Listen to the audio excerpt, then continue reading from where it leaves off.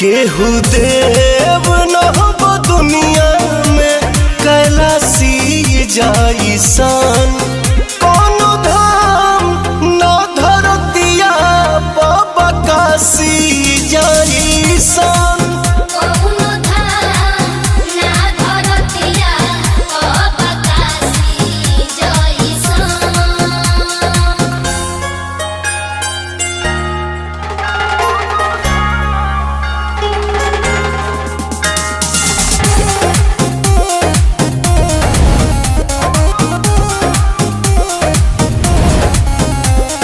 स्वर्ण से सजल विश्वनाथ जी के मंदिर सुहावन हो।